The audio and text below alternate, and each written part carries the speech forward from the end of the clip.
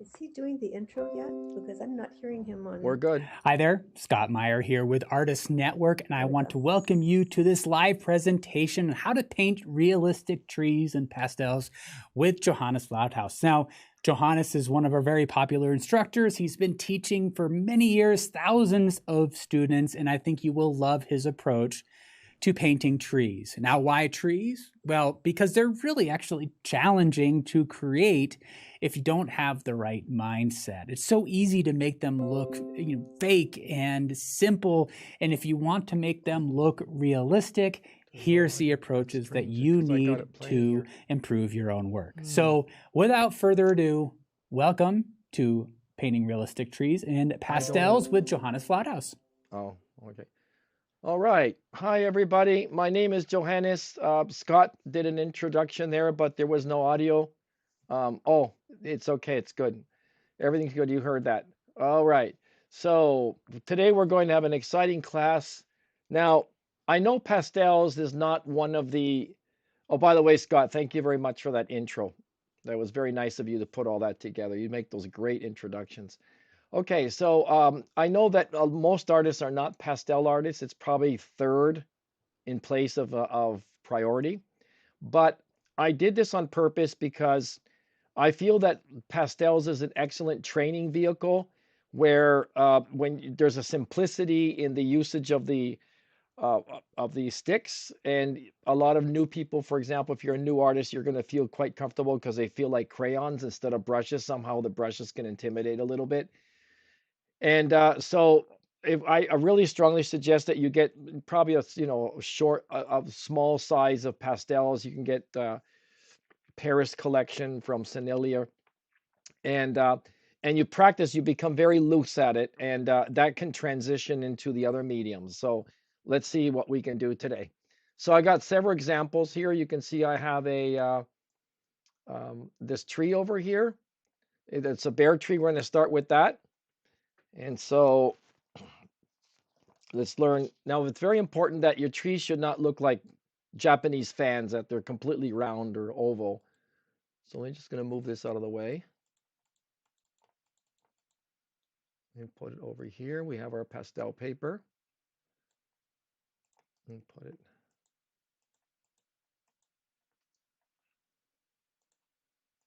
Okay, so that's my reference.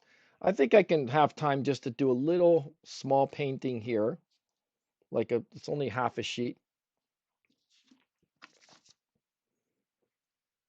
So let's do this. Let's very quickly pop in some clouds here. Oh, I have to see what you guys are typing. I think I can have time just to do a little small painting here. I'm getting a feedback. It's only half. Hi, everyone. This is Cheryl. I'm doing the microphone, handling the microphone. If you wouldn't mind, please typing all your questions to Joe in all caps. We'll try and make sure that he sees them. I will read them to him. And if we didn't get your question answered, please do ask it again. Also, to help yourselves, please switch from top chat to live chat. That will keep your chat box in sync with the video. So have fun and enjoy Joe. He's going to teach a lot of great techniques. Okay, so thank you very much, Cheryl. Isn't it great that we have people here that's going to help us read the questions? That way I can totally focus on my artwork. Okay, this is pipe insulation. That's just to cover up all the little holes. Like you can see the texture here, which is an advantage if you're going to do foliage or maybe snow or something. But in this case, I just want a soft sky, so I'm going to just wipe that in there. We're not going to do a full painting. They're just going to be like vignettes. And we'll make it look a little bit cloudy there.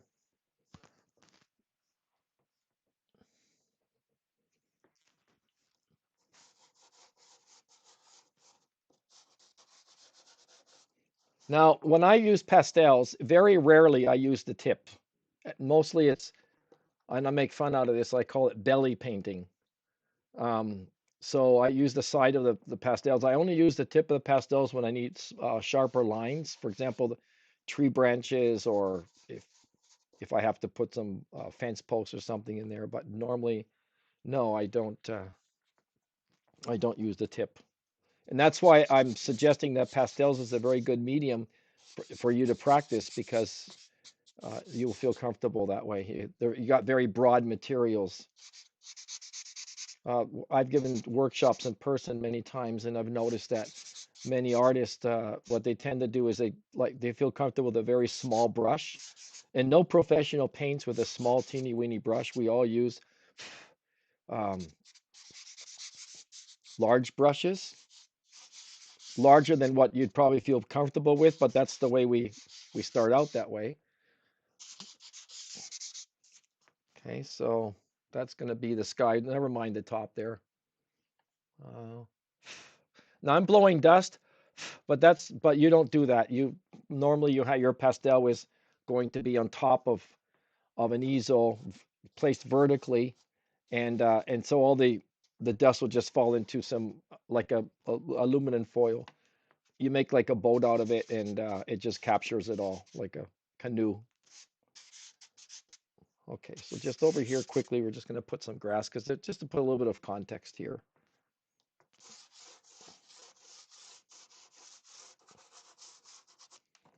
Okay, now I'm very heavy on what is called color variegation, which means you switch every an inch and a half. I like to switch my colors to different ones. That way you have entertainment.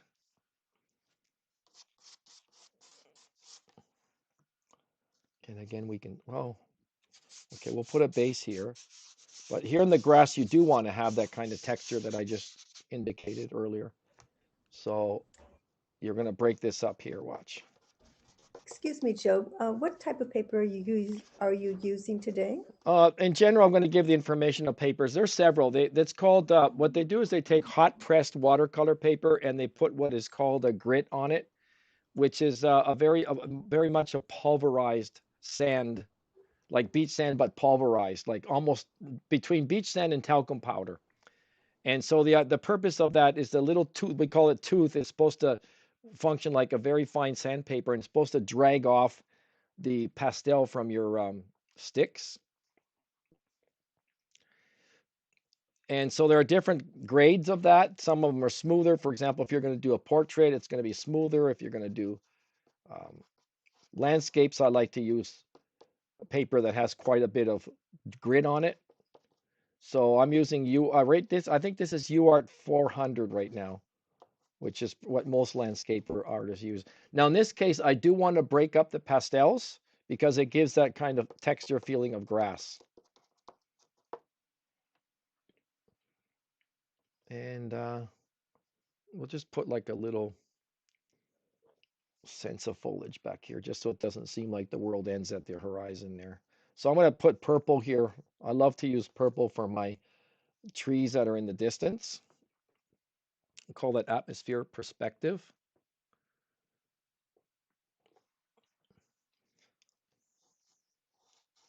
Let's put a little hill back here too. This I will smooth because you don't want to have that kind of texture in the distance. That's just the background hill. Oh, got the autofocus on. Joe, there was one question. Will you be demonstrating using pan pastels today as well? No, if it's requested, I can. If somebody hasn't seen it before, I think we can slip that in. Okay, thank you. But if you've already seen it, then yeah. Anyway, now that we're going to mention it, pan pastels are it's relatively a new medium. It's the only one on the market, and it's like makeup, but you use an applicator like this, and you apply it with this, and it's very smooth, and it's great for an underpainting. Now, this is what I love about pastels. You see how it breaks up? You can see like little dots there, and that would represent all the foliage. We can tap it just a little bit because we don't want to have that much texture in the background. just a tad here and there. And then Joe, we have another question for you about paper. Sue would like to know, would a watercolor underpainting work on a hot press paper? It's not advisable because you won't get another layer on top. No way to control wet on wet. It's not mostly those hot press papers are used for inks, not water like watercolor ink and gouache, for example, they use it for that too. But no, not recommended for Okay. watercolor in general. Okay, so Okay, and Ginny asks, why not just use rough or cold press watercolor paper? for pastels, it's a little bit too grainy. It's got too much of a, like it breaks up too much. I got a little piece here I can show you later on. I'll move the camera towards it. Okay, I like to create layers of depth here, right? So everything is on one plane here, so we can bring this plane a little bit closer. And I'll do that just by adding a highlight on some of these, and that'll bring them closer. See, I'm just using the belly of the pastels. Okay, so you see that just came a little bit forward. And we can just maybe do a touch here and there. All right, so let's do the main. Now you can see that the photograph on the left, I selected that. Sorry if you hear me blowing. I selected that because it's got two different sides. I always think that when I do my foliage, I want to make sure that we have dramatically two different sides to to the reference. Okay, we're going to put this tree. You can start from the bottom up or from the top down. Either way, some people are more comfortable one way or more comfortable the other way to do that. I remember Bob Ross used to start with his rigger brush from the top and he would work his way down.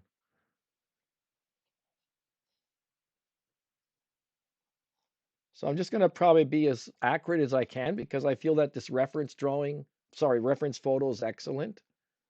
Now, to make these look really attractive is you want to make them nice and gnarled. And I did select the bare tree first because I'm going to show you something about the mechanics of that in a minute. Why I'm going to reveal something that I think is, if you're new, it's going to be earth shaking as far as learning how to do your anatomy of your trees.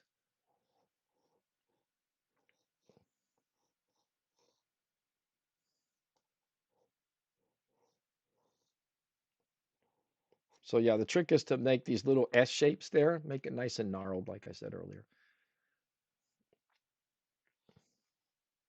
I'm starting lighter, as you can see, less pressure on the pastel, and I'm allowing it to break up a little bit. I think you can barely see it's not like a solid line, so don't push down too hard. Let it break up. Same thing you do with watercolor, because that gives that bark feeling, and also it makes it look further back.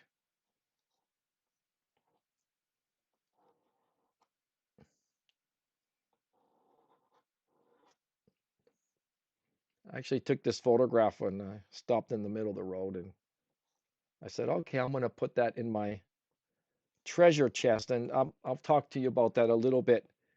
It's a really good idea that you have reference photos of evergreen trees, of deciduous trees, clouds, whatever, that are outstanding. They have to be like in a model agency. And okay, I don't like the gaps here.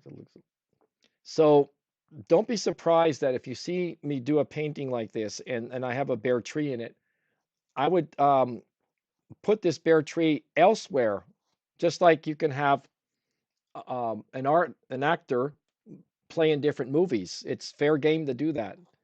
As long as you ever hang them in a museum or something or a gallery, make sure that you don't put the two kinds of trees next to each other in the different paintings. So yeah, so I'm going to switch to my pastel pencils now.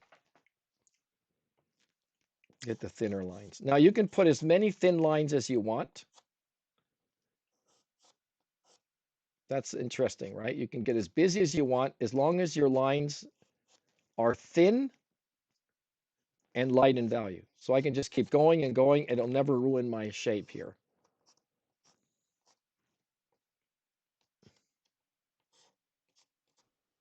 And Joe, for the busyness of branches, does it matter if that's a tree that's in the background or in the middle ground or the foreground? Yeah, it does matter. Everything that's in the background should be simplified.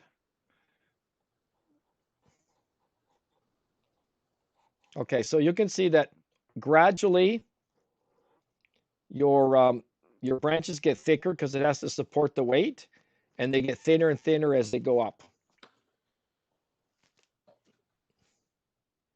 So again, I could put a lot of these little twigs here.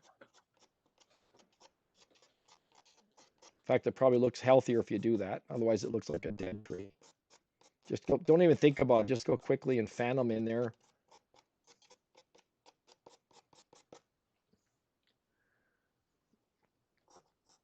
Okay, now here's the secret. If you just use one color, first of all, trees are usually a black gray, cigarette ash color, and they do not look good in real life. So we have to, as artists, we have to decorate and add more plastic surgery to our forms. So in this case, in order to avoid what I've always said, tell my students, and I've had thousands of students, that if you create a bush or you create a tree or a rock, anything that's one solid color, I sort of make fun when I do critiques because I say, well, it looks like you went to Home Depot, you bought some spray paint and you sprayed it. And luckily you didn't get arrested for that, for being mischievous. But anyway, so in order for things to look more natural, you variegate the color. So in this case, I'm just going to take the gray and go right in there and add that right into the bark, even if you don't see it. You can throw in colors like purples, even greens. The green would represent the moss kind of effect to it. And Joe, are you using a pastel pencil or a graphite? Pastel pencil. Thank you. Let's give this guy a little bit of some feet here. A little bit lonely here.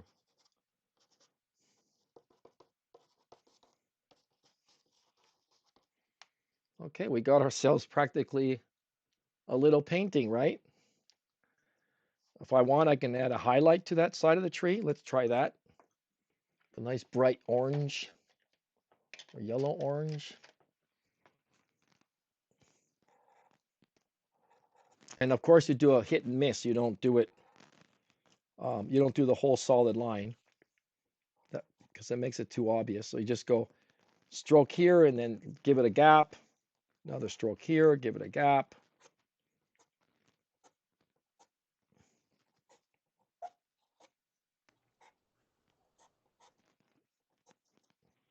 It's a little bit lonely, but this is just a sketch, right? We're not doing full paintings here. You know what I can do? I'll just give a few fence posts here just so it doesn't look out of place. And Joe, there's a question. Would you do snow on the branches in the same way? Yes, oh yes, that's correct. It would be hit and miss. Even if you see solid snow on them, the whole idea is you don't want the eye running too quickly over the shapes, over the forms. You know what? I'm starting to like this little sketch, so I'm going to elaborate on it a little bit more.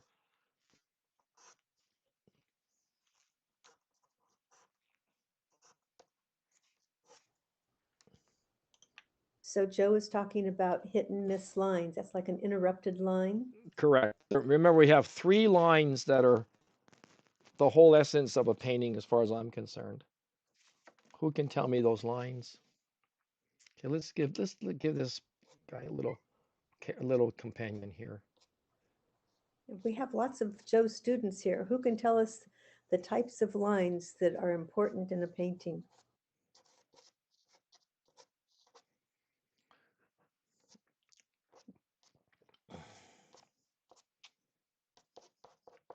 There, we gave it a little companion here. How's that?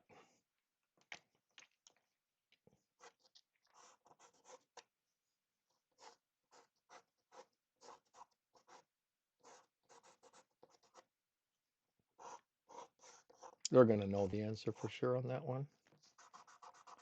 There's our little sketch. Now, this is the nice thing about pastels, because when you break it up like that, it looks like a bunch of leaves. A little. Okay, now, here's where I'm going with this. This is the reason I started with the bear tree. Wait, you know what? Let's just do one more thing. Let's put some earrings on it. Some jewelry. I tend to do this quite a bit. Just little, like some leaves that haven't fallen yet. That's the way it's starting to look here in my neck of the woods in Canada, in southern Ontario. There, doesn't that look And nice? Joe, we're getting lines like graceful line Yeah, they know with the the roller answer. coaster edge, the Yeah. melodic line, Yeah, they know the answer. stair stepped. Yeah, I always show off my students, right? Okay, here's the, I want to show you this. I think it's very important. The anatomy of a tree.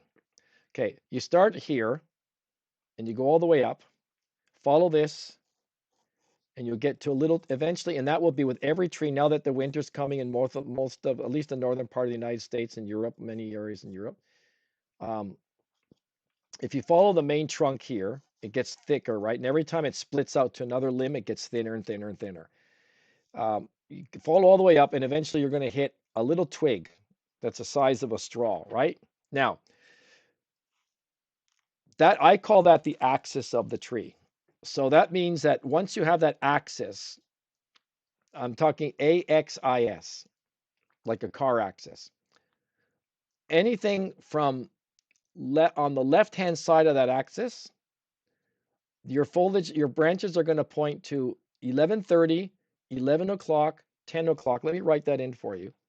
This is a great suggestion. 12, 1, 2, 3. You can even go to 4 o'clock over here. And then you got 11, 10. See how cool this is? 9, and even 8:30 or 8 o'clock. See how they're all pointing like the hands on a clock? So you can keep adding more and more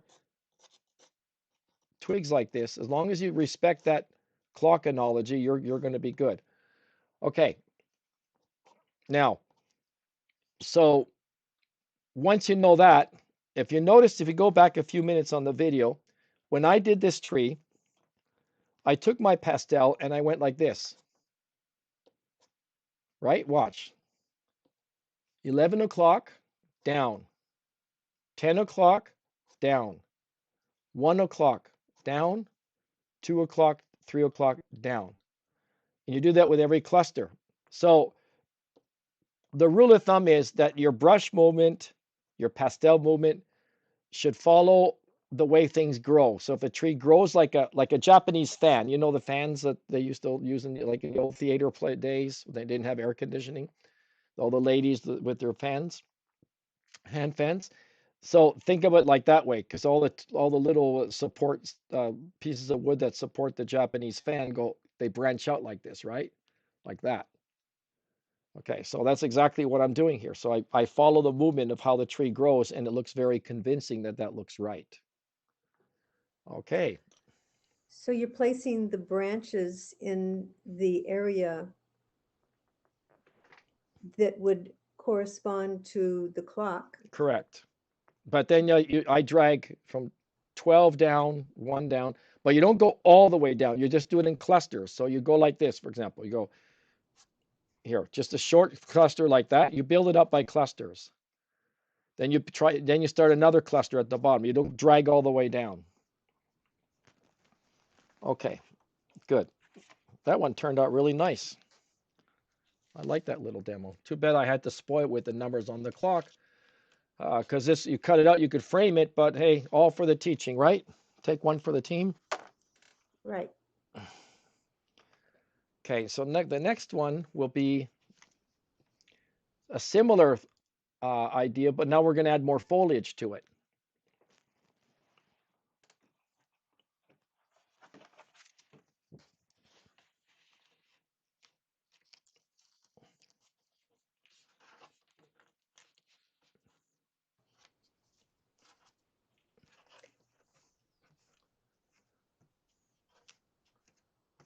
Okay, so this will be,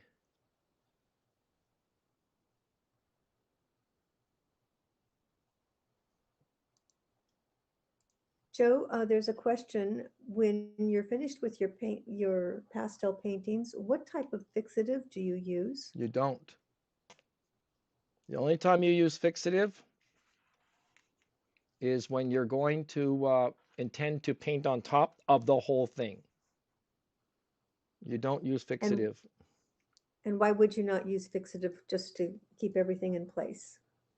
Because it's going to darken it.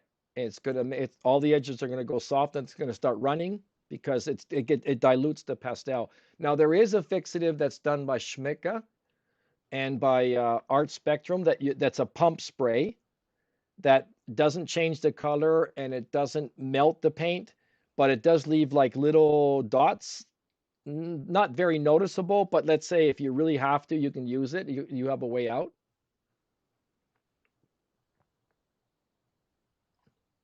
Okay, so if they want to protect their paintings that are in pastels, what would you suggest is the best way to protect them? You use glassine paper. Oh, you mean once it's framed or for shipping or for storing?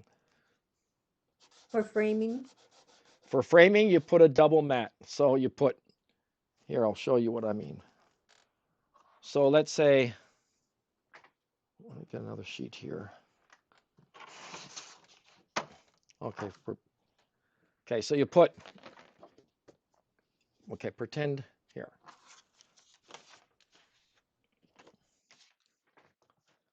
So we put one mat like this,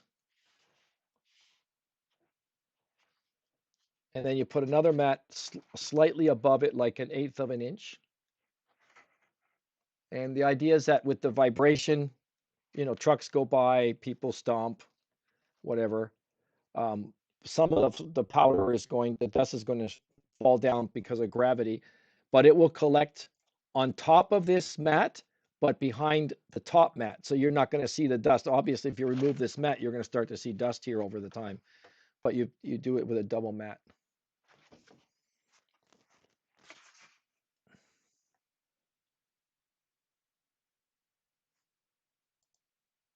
Okay, so we got, okay, put this back.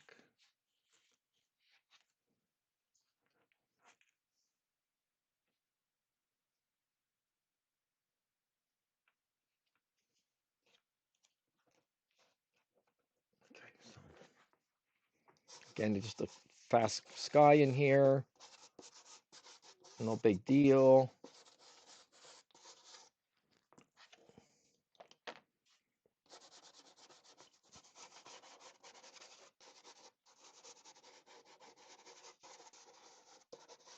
Make a mess out of it in a good way.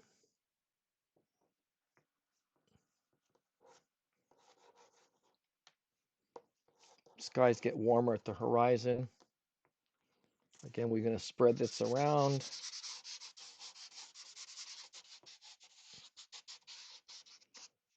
You can hear it's a coated paper like sandpaper, right? When I rub this on it. Another way that you can do this is with rubbing alcohol, but that just takes longer.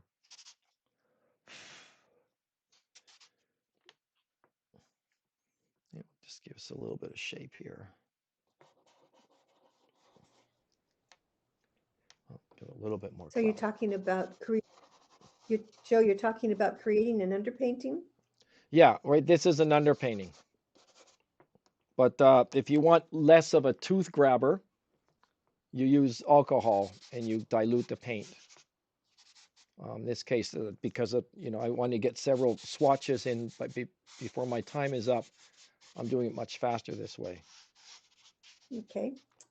And we have a question of what are you using to rub this painting with? This is a pipe insulation that you get in Home Hardware. Home Depot.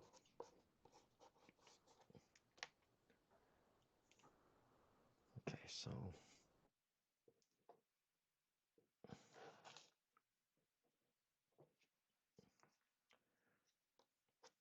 Okay, watch the technique for evergreen trees. Well, I'm using this square one. It's from Terry Ludwig, but I'm using the edge here. So I go like that and I make a line and then I can pull. See, again, I'm using the side and I'm creating a sense of evergreen trees. Same thing with a brush. I'd pull on the side. Isn't that cool? It is easy with pastels. Pastels is the most simple medium to work with.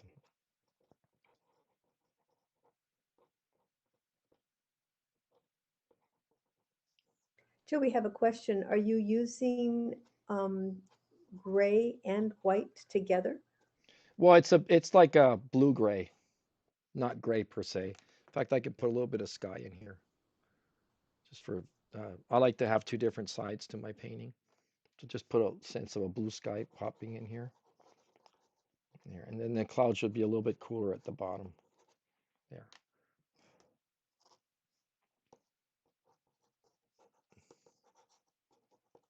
Okay, so. And are you using soft pastels or hard pastels or both? You mix them up. You use hard pastels for the first layer and then soft pastels for the second layer. And there's one more question. For the reference photo, we see the photo of the first tree you That's did. right. Do you have a Sorry. new reference photo? Yes, I do. Sorry. It's all the heat of the action here. I'll pop in the new one right now. Thanks for bringing that up.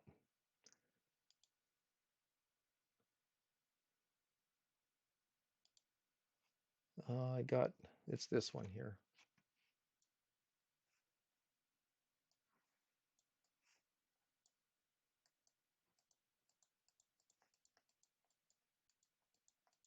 Sorry, it's coming up. Okay. Make it smaller. There.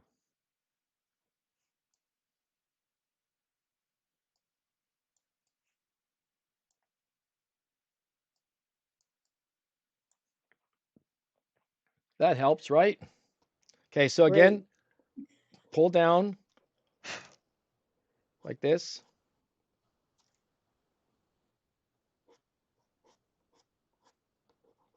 Even with bushes, you keep that movement. And we'll put another one over here. And then there's some cottonwood trees over here.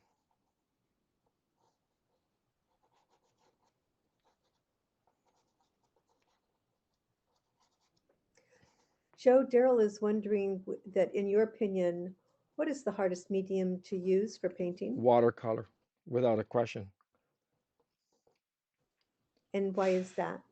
Because it's hard to control. You can't erase it. I can use an eraser. I can scrub this off. I take an ordinary oil brush, brush it off, sweep it off, and then use an eraser, and I can practically restore my paper about maybe 90% of it.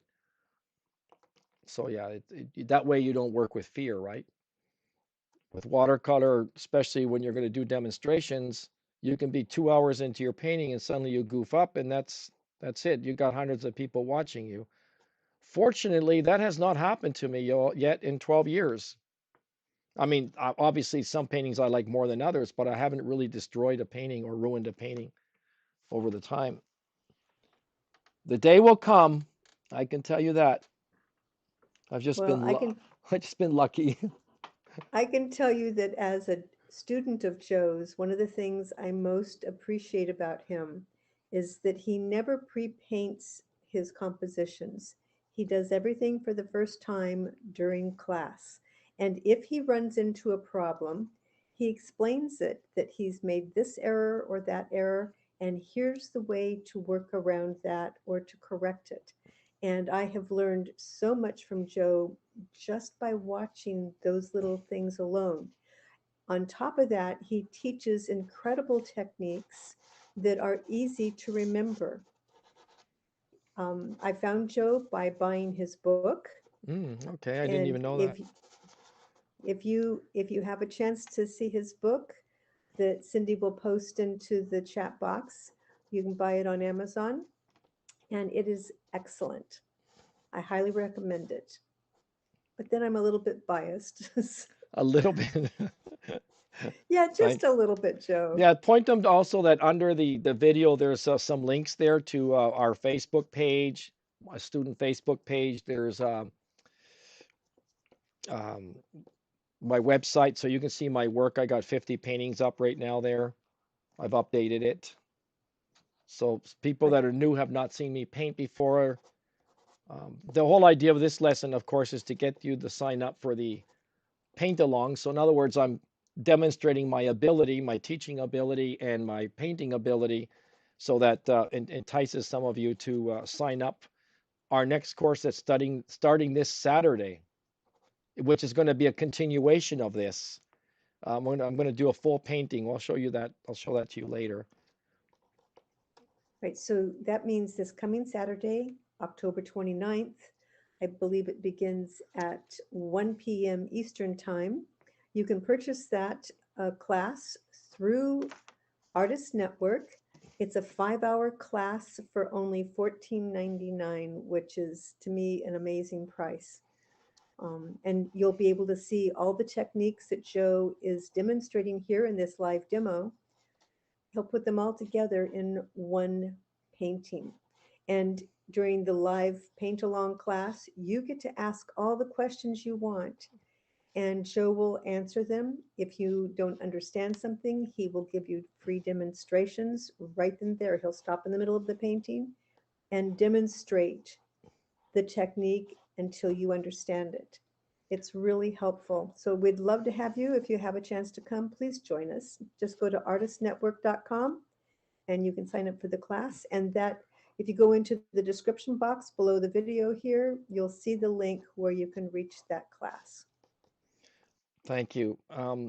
Also, the way I teach things and make things so clear, it leaves very little room for questions anyway. Mostly the questions are about technical things like kind of paper or the kinds of pigments, paints. But when it comes to composition, all that, I pretty much cover it all. That does, like I said, doesn't leave much desire for questions because it's all answered. Okay, so here I put the basic structure in there, right? So again, we go pop it this way. I like to leave a lot of gaps, airy gaps with my foliage. I don't like to fill all that in. Joe, we have another question. One person would like to know, do you ever create the horizon line first, or do you just estimate where to start the background? There's two kinds of horizon lines. There's the one that's called the linear perspective one that architects would be concerned about. I imagine you're meaning you just talk about the horizon line on the landscape, right? Like where that line is. No, I don't start there first. Oh, you mean in my composition? I know where you're going with that. Okay. In the composition, yes, you don't want to have your horizon line. Well, wouldn't really call it, okay, call it a horizon line. Down in the middle, right? So you bring it up to about comfortably past the center. I would say maybe about 1/3 would be always the best place, but sometimes that doesn't leave that much margin. So you want to do it, you can come down a little bit, maybe about like, if this is the middle point here, you'd be comfortably off the middle, which would probably be right about there. It's a little bit more than 1/3. Yeah, that's very important because otherwise it's a giveaway that you're not planning correctly. Okay, so I put the main structure on first, the bone, so to say, of the human body, and now I'm putting the flesh tones on, which is the foliage. That's one way you can do this. Okay, so there we go with this one. Joe, one student would like to know, are you able to do all of this with only pan pastels, create these types of lines? The pan pastels is great for an underpainting. It has some very good applications for pet portraits. But I've been able to do entire paintings, but you don't get that kind of broken up texture. Now I've invented a way around that. If you're really into pastels, pan pastels, I can teach you that in order to get some of that texture, what I did is I took some tweezers and I plucked out some of the foam and the applicator so it leaves little holes. In fact, when I showed that to the CEO of Pan Pastels, she said, "Oh, that's interesting." I said, "Yeah, maybe you might think about making a brush like that." But yeah, so I plucked the little holes out of the brush, and so when you go like this, it actually creates that kind of to a point, that kind of texture. But I always think it's a good idea to come back with the stick pastels later and add that on there, the texture, because that's the enchantment of pastels is precisely that broken up paint that you can see here, right? And do you happen to have a pan of pan pastels that you could show the people who have not seen them before? I can do it later. I have to get up from my seat, but you can just Google it, Google panpastels.com or just pan pastels. You'll see it's a container about like this, like makeup, and you just dip your applicator in like this, and then you paint with it. Great, thank you. Yeah. If you take my classes, obviously I have more time the day of the pastel. I can demonstrate that. I probably will use pan pastels the next, not, I don't know, next class. I have to see what I'm going to do for next class. Anyway, there it is. So I used one way that you can do is use the structure and then the branches, and on top of that you put your foliage, and there you have an autumn tree, right? There's another little sketch there.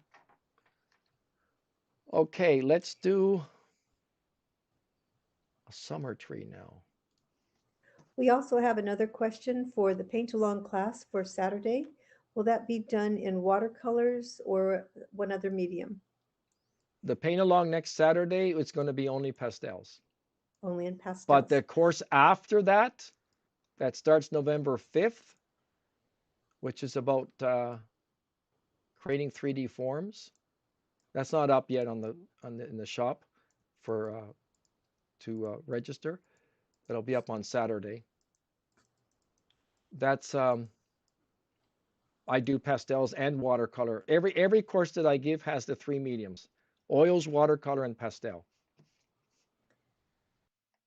Except for the breakthrough class, which is this coming Saturday, and then you only have one 5-hour course using one medium. Yes, But only all this. of the other paint, Yeah.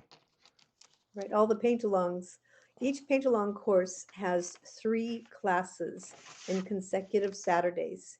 Each class will be 5 hours, and each class will be, he will use only one medium to create an entire painting. Right. Show that a couple of questions. Linnell wants to know any chance of a series on pet portraits. Yeah, they'll probably do that January next year. And Jenny would like to know, does she need hard pastels or soft pastels or both? Well, I want to be careful with investments because a lot of my students are retired, so I don't like them to go out and spend $500. But if you can afford it, I would suggest that you get a set of Rembrandt hard pastel. Well, they call them soft, but I don't agree that they're soft. As far as I'm concerned, they're hard pastels. And then get the Sennelier Paris collection, which is very good. That's this collection here. I'll show you the box. These are very soft though, so you got to be careful because once you use up the tooth, it's gone. So, but you can probably get around just by using these if you dilute it with alcohol, so you don't spend money on that second set. So this is only, I don't remember the price. Anybody want to Google the price on this? And then put it here in our room, in our group here, if you'd be kind enough. Okay, so let's do I'm not going to do the sky this time for time purposes. And also there was one other question. Yeah, shoot.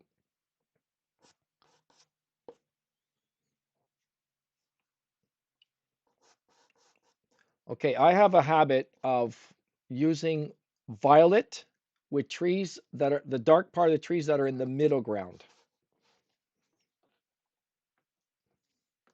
Not green. I know in photographs, and that's in all mediums, by the way. I know you can see green in the photograph, but I use purple and then work on top of that. You're going to see why. It makes the greens look fresher.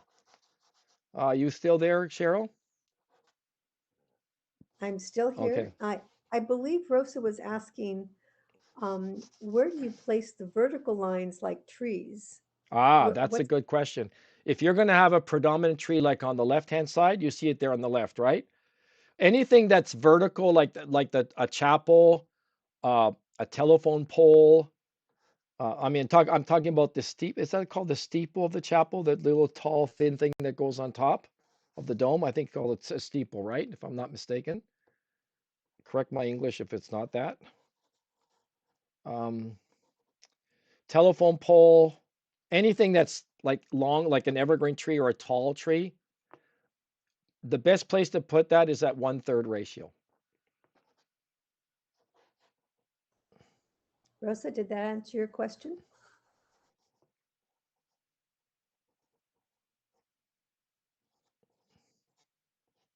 Yeah, I love questions because first of all, it challenges me. If I don't know the answer, that means I have something to learn that I have to investigate, for one. Second, I just love I love the teaching aspect of it. Okay, now this is important what I'm going to do here. I'm going to create what is called a graceful line. Now, I have a solution that will benefit if you're new and you've never taken my classes. If I reveal to you the importance of at least the two most important lines, something that you don't read about, something that I've never seen any professional artist talk about. It's non-existent as far as I'm concerned in the teaching market. And that's called, I'm giving it the name, but even the concept is not even talked about, which is melodic lines and graceful lines will solve so many problems in your landscape paintings. Even if you're a professional, because I know professionals will also look at my video down the road because it stays on YouTube. No matter how good you are as a professional, I have something very important to offer you. When you realize that, if you take the classes, at least one class you can take if you're like a pro, even if you're a top pro. If you learn the importance of a melodic line and graceful line, it's going to revolutionize your paintings. So I'm creating what is called the graceful line, which represents a roller coaster that goes this way. I'm not even thinking about trees at this moment. I'm thinking about shapes with an interesting contour line. And at the bottom, I'm going to create what is called a melodic line. So I'm not a slave to the photograph. I don't have to obey what the photograph is showing me. I can create my own lines, my own shapes. You hear a lot about abstract shapes in the professional world of landscape painting. That we hear, but we don't hear about the lines. Only if it comes to a visual path, but it solves all your problems. Okay, so as you can see, I want to make sure I'm looking at the negative space that are different in every case. See, that's purple, but once I put the green in there, it's going to look really good. So I can probably soften that up just a tad. And if you do, even if you're a top professional, my suggestion is if you learn that, then you can show that to your students and they will appreciate you much more because you're going to solve their problems. Because a lot of well-accomplished artists, they do things by instinct. Like they have such a powerful sense of aesthetics that they can pop out these forms and they look very nice. But when you put the reason behind it, that's where the problem is. Like how do you convey that to other people? And so that's going to solve that teaching problem. Okay, so we're going to create the melodic line means I need a staircase effect over here so we can bring this forward and bring this guy forward here. So we got a little, see, just like that, without putting the greenery in there, I have already a very appealing shape design, right? Right, so abstract shapes are very important, and the fact that they have nice roller coaster lines at the top and stair step lines, melodic lines at the bottom. Is that correct? Correct. Okay. Okay, so as you can see, go ahead. There was one other question. Someone wanted to know about using alcohol for the underpainting when you're using on top of a pastel, putting the alcohol on top of pastel. Oh, you use it to do the block in. Like I could have done this and wet it with alcohol. You don't do it for the second layer. You don't go back. It doesn't. You don't work it like watercolor. Okay, so I added a little bit of green to that, but I'm allowing the purple to show through. Just that it's not so garish. Now, I also like to add a little bit of brown to my greens, so you don't always have the same repetition, because a really neat technique is to what I call variegate. That's another huge concept. Variegate your colors or vary your colors. So I'm going to add a little bit of brown over here and there. These are summer trees. Okay, now I'm going to add the highlights to them. Depends if it's overcast or not. Here's another neat piece of advice. I'm going to put the ground plane in here right now. Ooh, that's too garish. I'll put some sage brushes so it doesn't look so obvious. Here, let's do this. And Joe, Rhonda has a couple of questions here. Let me see if I can find the first one. The first one is, you're saying that by using the sticks and leaving it rough is kind of the equivalent to dry brushing That's with right. watercolor? That's exactly right. Okay.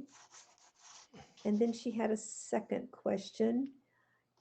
She said that you use the edge of the squarish sticks for the tree trunks, but those pastels are round. So how would you do No, it you with can a still, rounded pastel? yeah, but you can still, for example, this is round, right? But if I grab the very edge of it, I can still make a thin line just by, so I look for the sharper edge. So I turn it around with my eyes, right? And I say, okay, that part's pretty sharp.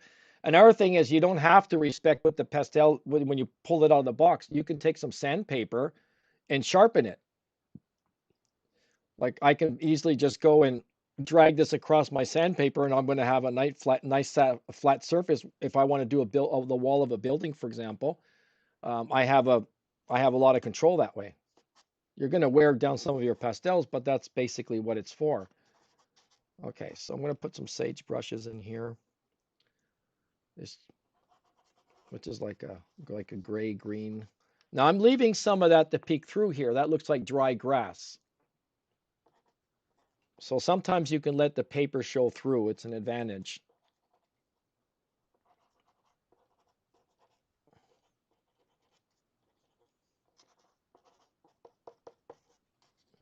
Okay, don't have the two sides compete. If you're going to put sage brushes on one side, only echo them on the other side. A quick ticket to boredom in the painting is to create two equal sides to any shape or thing that you do, which is hard in nature because there's no reason in nature why the halfway part you'd have sage brushes and the other half you wouldn't. You'd have just grass. That doesn't happen in nature, but you have to change that in the compositional point of view. I know blowing it doesn't sound professional. I'm sorry for that, but again, I have to, for the camera, I'm painting upright. Okay, do maybe a little bit of softening here. And Joe, James asked if you would mind explaining the difference between the graceful line and melodic line. Well, that has to, I can give it to you theoretically, but you have to see it in examples during my classes. But a graceful line represents a roller coaster, right? So as you can see, it appears at the top of trees like this. I mean, for lack of a better name. So you use that for cumulus clouds, for foliage, for bushes. A melodic line has more like a staircase effect, which would be for rocks, for example, meeting a shoreline. My book has quite a few examples of that.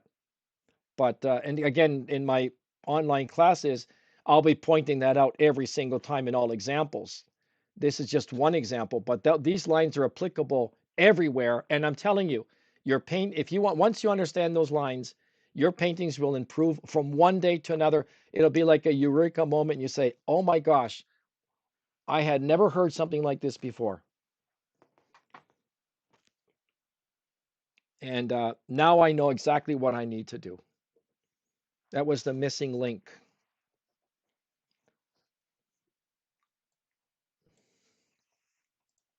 Okay, so let's start to put the, oh, I was going to say something important. The when you create a vertical mass versus a horizontal mass, remember this is like a vignette, okay? Right now we're just doing little swatches.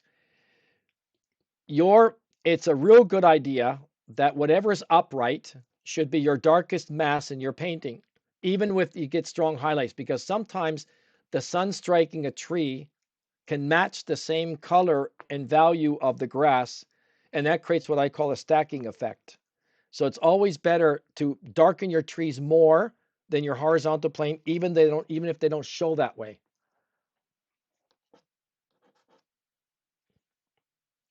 Okay, let's start over here. So we're going to start. Okay, again, we're going to do that clock technique, right? 12. See, in a certain way, my purple's protecting me from getting too light and too garish. So yeah, I'm fine with these dark trees. If you want to create the illusion of sunlight, you do it somewhere else, not necessarily with trees. I mean, there are ways around that, of course. You can pretend the sun's striking during a sunset and you really brighten up the trees. But normally, in most daylight scenarios, it's better to keep your trees relatively dark. If you reverse engineer a lot of the professional artists' work, you'll notice that that's a common denominator. Trees are pretty darker than how you'd normally see them. Joe Piedmont has a question. He asked, do you always start with violet or purple, a purple-based color? If the trees are in the middle ground, yes. If they're in the foreground, you don't use purple. You'll see at the aftermath of the painting how that was a good idea to do that. See, they look nice and fresh. They seem to be further back.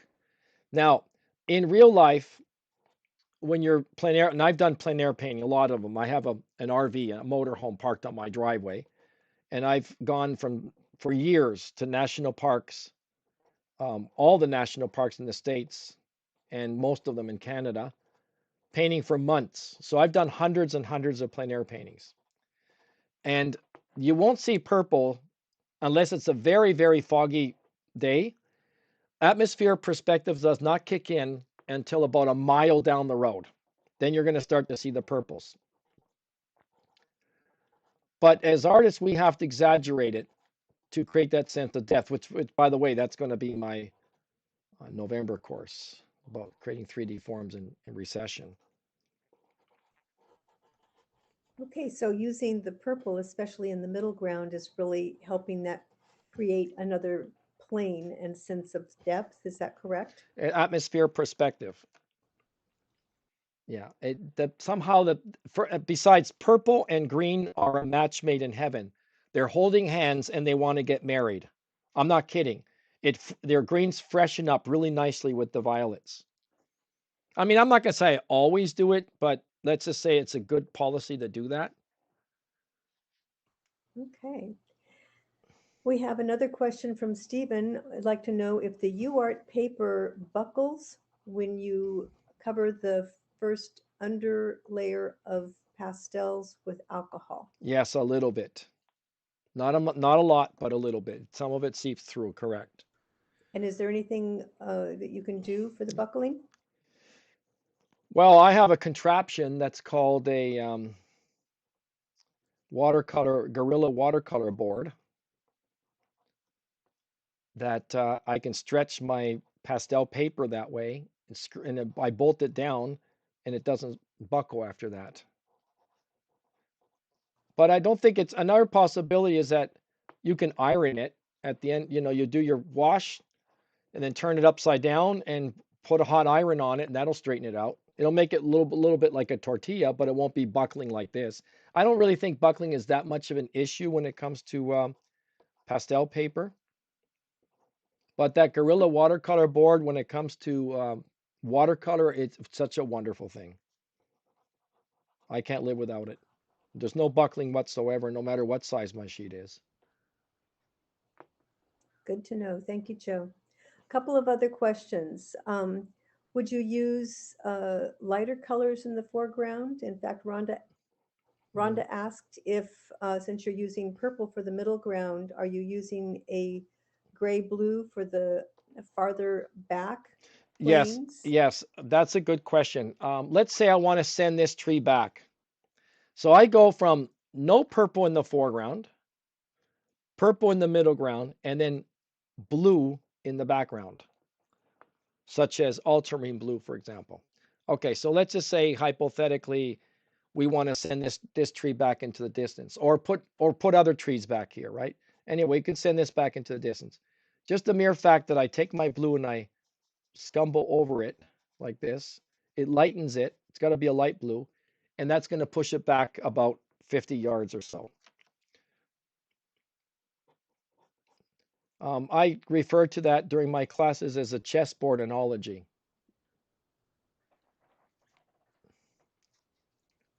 And what colors would you use more in the foreground then?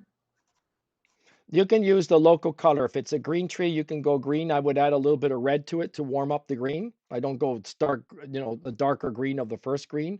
I would add some alizarin crimson to it, or some burnt sienna to warm it up a little bit, for the accents, to negative paint the accents. So again, it would be the local color. If it's a green tree, then you use green. The dark would be green in the foreground, or at least not really an exact foreground, but let's say the closer trees. If I put a tree closer to this, that would have it. And then you eventually go further back, and then you add the purple, then the blue. Would you use the yellow greens in the foreground? Yeah, if you want to make it look like the sun striking the tree, sure. Again, this, you don't really have to go any darker than this. Let me see, we can use some branches here now. I mean, you don't have to go any lighter than this, I should say. Sorry, sometimes because I'm painting, I'm in my right brain, and I start to stutter, and some things don't come out right, so that needs to be corrected.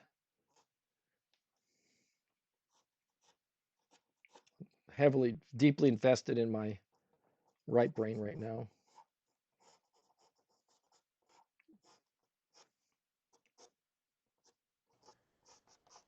Since Joe's concentrating so much, did all of you understand what he was explaining? Did he answer the questions that you had asked? Feel free to post in the chat box again if we missed your question. Yeah, of course. Now I'm going to do something that I've invented that's called a discordant color. Again, that's another concept that you'll see when you take the regular classes.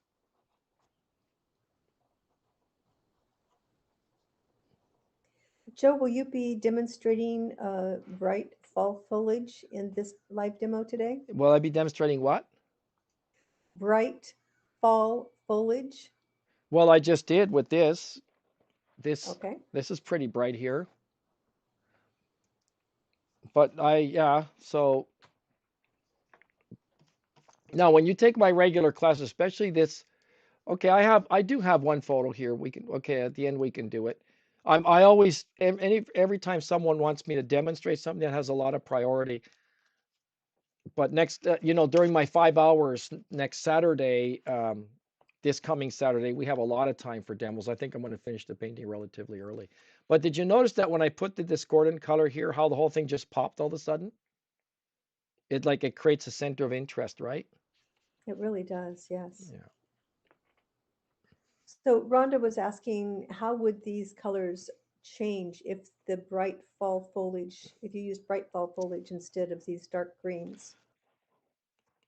Well, I have a photograph here that represents that. right? Now I have a technique. Okay, I can quickly pop something in there. I have a technique that really works well for this.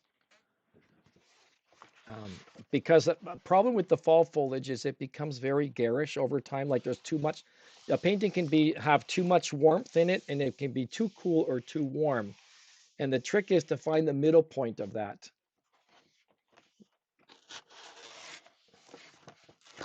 Just ripping the paper here. Okay, so I'm going to show you a way that you can have the highlights actually pop. We'll just do a very quick sketch here with 1 or 2 trees. So we're going to call it this, autumn trees. Okay. We already did it, but of course, when you ask a question, that takes a lot of priority.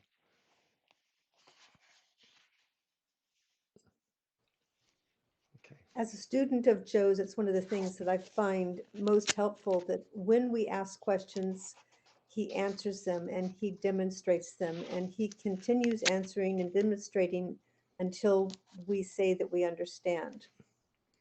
Yeah, So if you have an opportunity, please join the class. I think you'll enjoy it. no stone left unturned.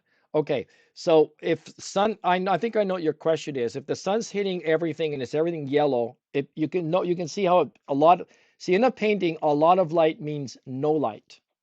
In a painting, a lot of texture means no texture. A lot of white means no white. See what I mean?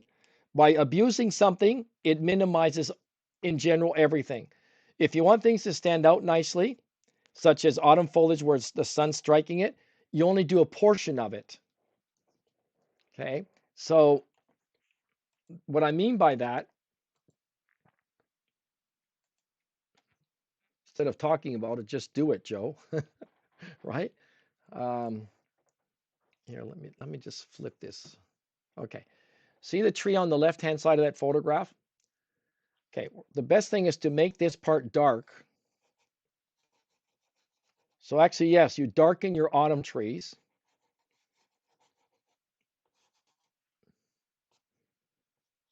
You're going to see why in a minute. Just do a little fast little.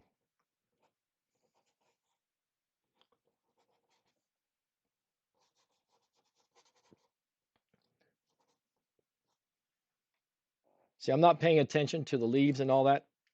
All I'm paying attention to right now is the general forms. Now, next Saturday, I have a whole PowerPoint lecture for you where I'm going to present slide by slide, and I'm going to teach you everything I know about trees. I'm not getting into that now because it's not a complete workshop, but next Saturday I will. And for me, that's going to cover practically everything you want to know about trees. And I'd like to know if I'm missing something in there, because so far I gave a course similar to that years ago, but this is going to have a different emphasis. And I have not had to go back to that PowerPoint to correct it or to add on to it. And that means that nothing new has come up.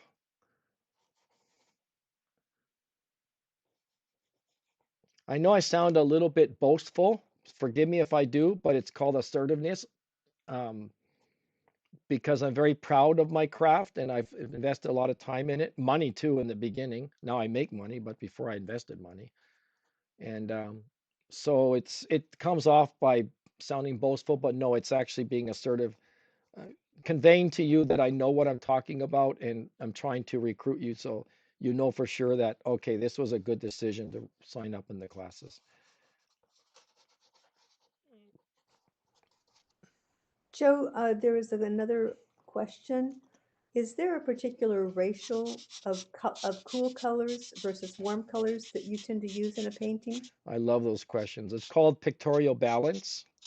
There's several things that apply to balance.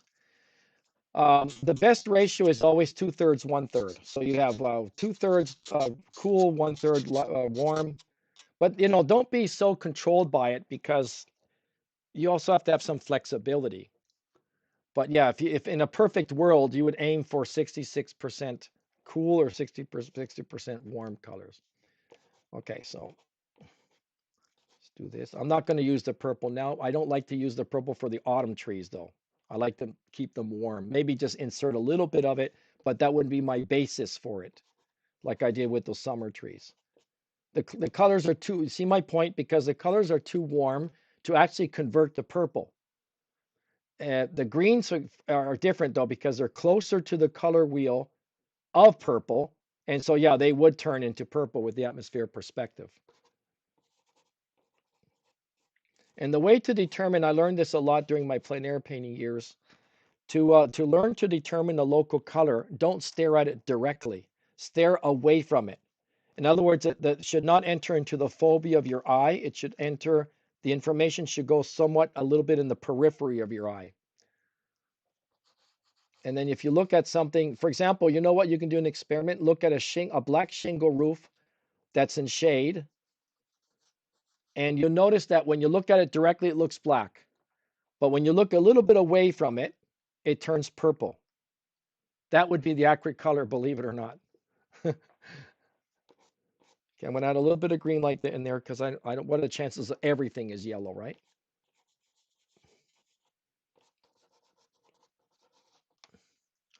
Okay, I'm going to show you what I mean in a minute. Okay, so all that is, put a little bit of more orange in there. Okay, so if you want your trees to really look like the sun striking them, you do the, let me get a really powerful pastel here. Let's see, maybe this will do the job. Okay, let's make it look like it's coming from the left. You only highlight an edge of it like this.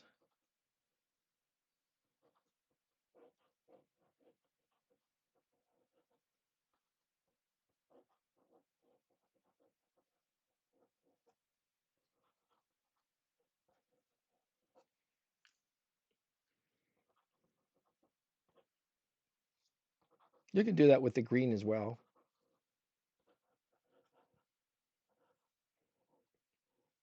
So you don't put the frontal position where you put all the highlights, you put it on the side. So again, this is an example of less light is more light. 3 candles show up very nicely in a dark room versus 100 candles in a funeral.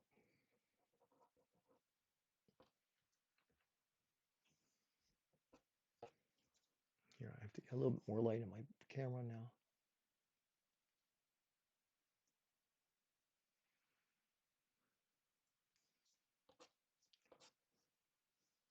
Okay, we'll change the flavor to more of a yellow here.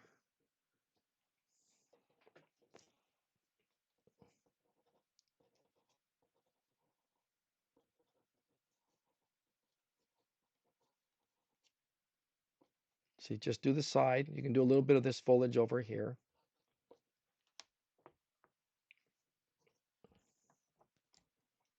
Maybe we get a bush in there like this. And so on and so forth. I don't have to do the whole thing, but you get what I mean, right?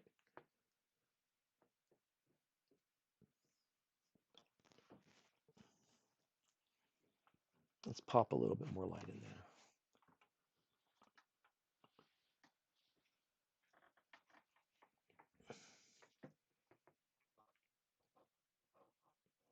There, sun-stricken.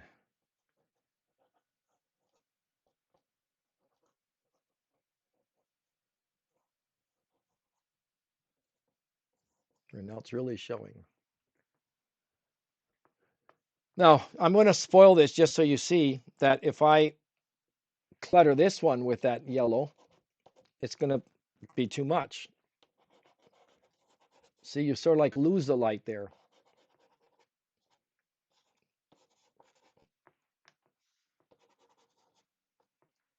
See, it's overpowering the painting now. Okay. I think that answers your question, right? We can go in and make a few negative painting here. I think I could do here a few branches, and then we can do a little bit of negative painting in here too.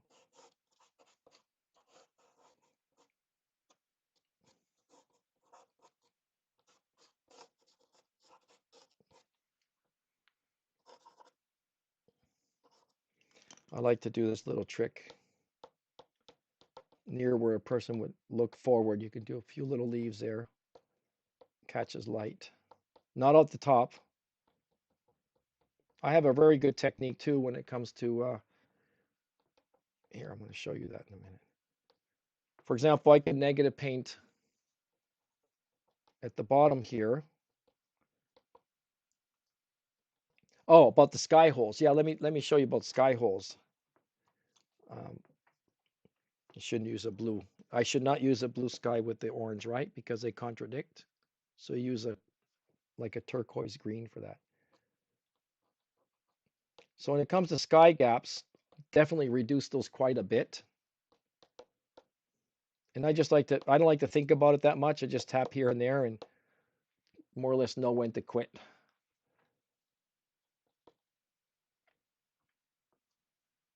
Okay. Let's do, what's next? Evergreen trees? Yeah, let's do some examples of evergreen trees.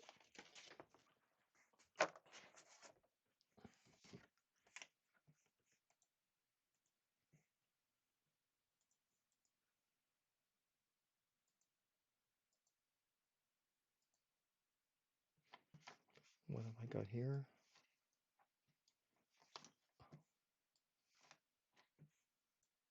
It's flowing fast, right?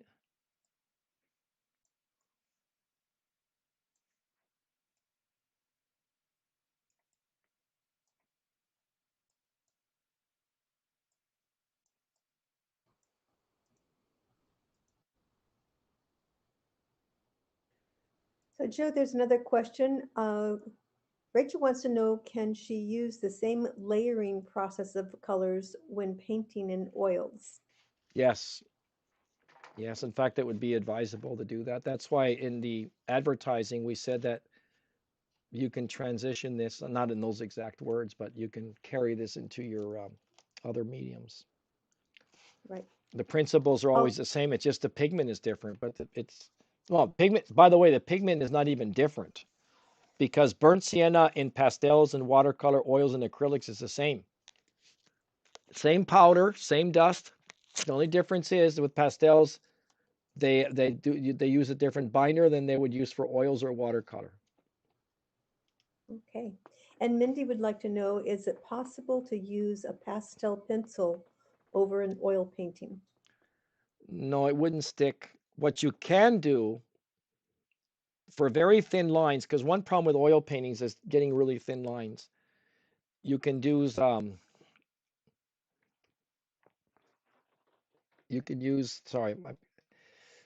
oil pastels don't dry. They're shipped always wet. But I found a way around it. If you do an oil painting, let's say you want to put barbed wire or very thin wires or very thin lines, you have a problem with the brush to make very thin twigs. You can finish the painting, let it dry, put a layer of liquid on it, buff it off, and then you can take your oil pastels and make very, very thin lines, and it will dry. It will actually make the chemical reaction of drying. Okay, so to do evergreen trees, can you grab your pastel? This is not a purple. I'm going to use purple again. So you can see anything that is green in the distance becomes purple for me in the first layer. Okay, so I'm not going to do the mountains and everything. Just a little portion here. Okay, so grab the pastels like this. And that's strange. Look at that. You paint your evergreen trees like this. Of course, I'm moving it up and down like an accelerator of a car. But look how neat you can make how neat your evergreen trees are when you do this. The trick is with evergreen trees is never to repeat the belt size. The moment you clone an evergreen tree, you've ruined your painting. And I know they appear like that in nature, but we don't paint them like that. At least they shouldn't be painted like that. And can you see how Joe is moving his pastel, holding it and moving it to create the lines he would like to create?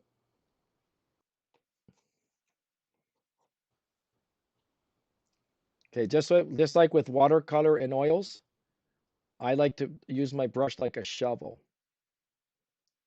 That's what I'm going to do. Whoops. That tells you it's a soft pastel, right? For sure.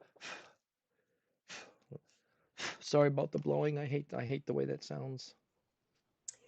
Speaking of the extra dust and stuff, Rhonda was knowing what's the proper or best way to deal with all the extra pastel dust that she sees collecting. Some people like to gather it and add water to it and press it together to have a like a neutral gray and rescue the pastel dust. I don't see the point to it. I don't think the savings is worth it, but some people like to do that. And do you normally tap the edge of your No, you don't have to. Well, brush? if it's vertical, it's going to probably fall just by the sheer sense of gravity. And actually, it shouldn't be exactly vertical. You bend it towards you a little bit. So there'd be a little bit of a leaning towards you so that it doesn't even fall, it doesn't even roll over the paper, it just falls directly. And at the bottom, you take tin foil like this and you make a canoe out of it and just let it fall right in there. And then you just wrap up the tin foil and throw it in the garbage on an easel.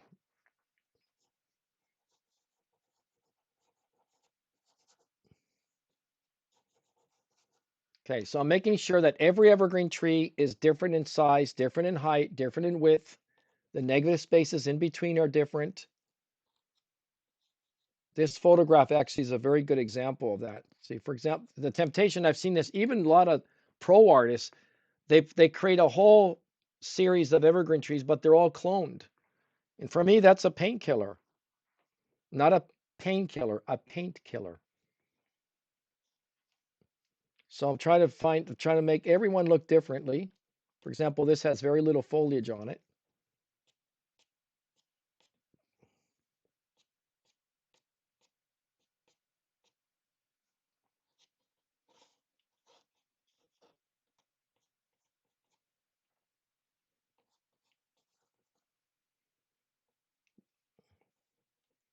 Even these two are too close for comfort, as far as I'm concerned.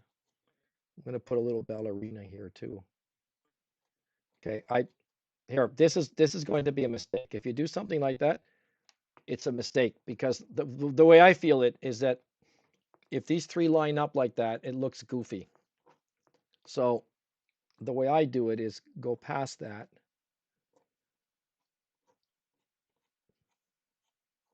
And I make it sway a little bit like a ballet dancer stretching.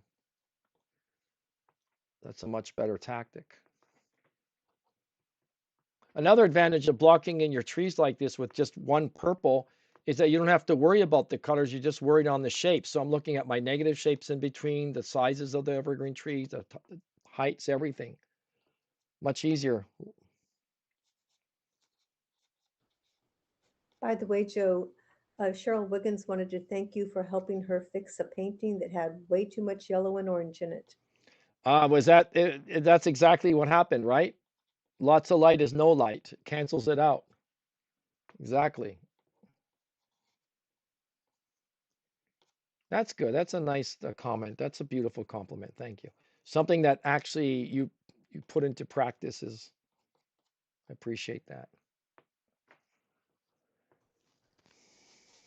Joe, would you be willing to talk about the sky gaps, the sky holes in trees and the color that they're supposed to be compared to the background? Well, how about we let me show off my panel of students, guys. Type, please. What are the principles of sky gaps when it comes to trees? And I can guarantee you, Cheryl, that they will hit it on the nose.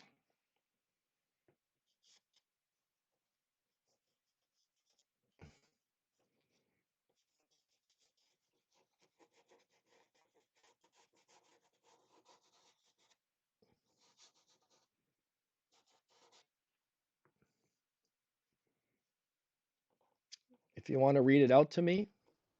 Yeah, no answers yet, Joe. What? They're thinking about it. No, I they know know the it. answers. No, I you know know they what? do. There's like a 10-15 minute delay between. Okay, I'll give a little bit of a giveaway. What about the value of the sky hole or the sky gap? What do you do?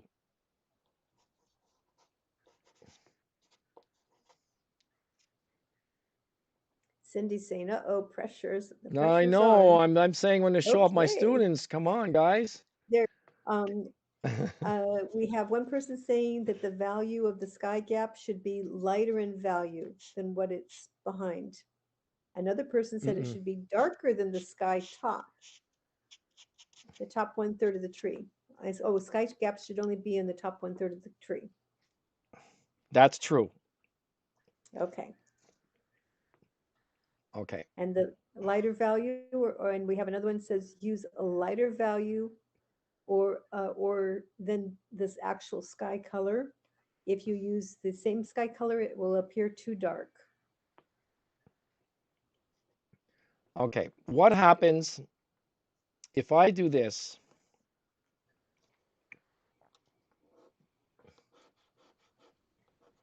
Other people are saying the exact opposite, that the sky gap should be darker than the sky.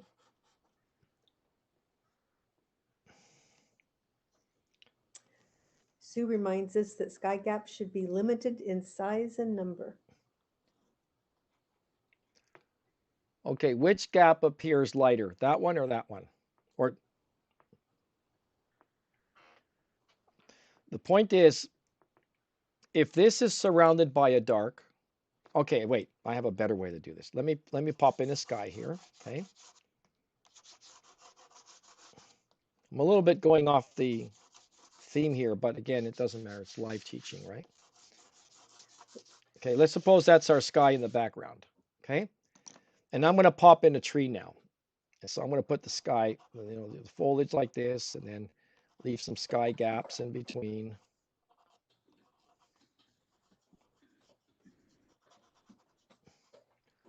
Okay, just the mere fact that this is surrounded by a dark, it will look out of place. So physically, that value and that value are the same. And optically, they're not. Optically, this will appear to be lighter because it's surrounded by dark than that. So what you need to do when you put the sky gaps in is make the sky gap a tad darker than the actual sky so that optically they look like the same value, but physically this one would be darker. Now you can't see it now because I don't have more trees there, but I can guarantee you it'll stand out too much. Okay. So here we have some bushes here. Just throw that in.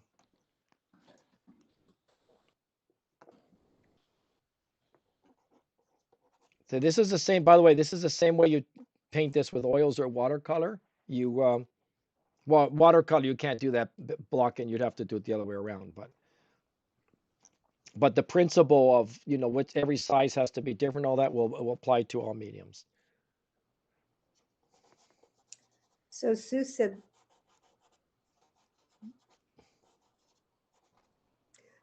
that the higher contrast makes lights appear optically brighter. Mm-hmm. See, again, the clock technique for your bush. Look, see, this is the beauty of pastels. Okay.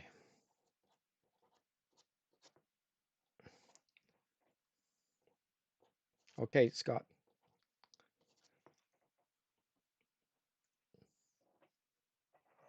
Okay, so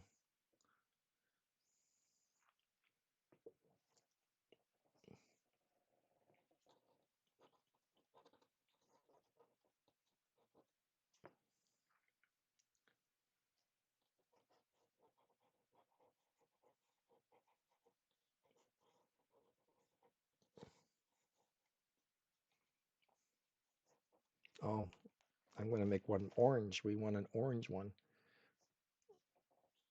Pine tree, no, pine beetles, pine tree beetles. That's what you call them, right? Have had their way with this guy here. And sometimes you could start from the top like this.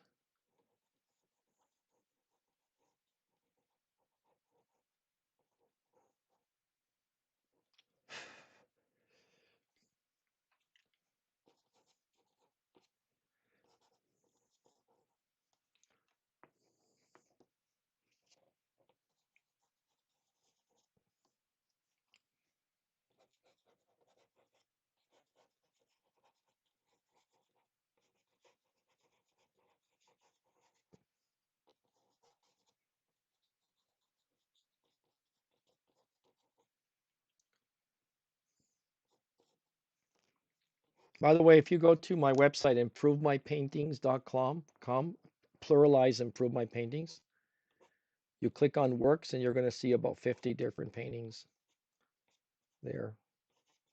So you get an idea of, as well as information of the upcoming course, or you can go to the link that's at the bottom of the screen. Now that course is going to be $14.99 for 5 hours. The reason why I know for some people says that sounds cheap. Why is it so low? And that's because Artist Network, they publish several magazines, and they have hundreds and hundreds of students. Other art schools don't have that kind of numbers, so they can bring down the price for that very same reason.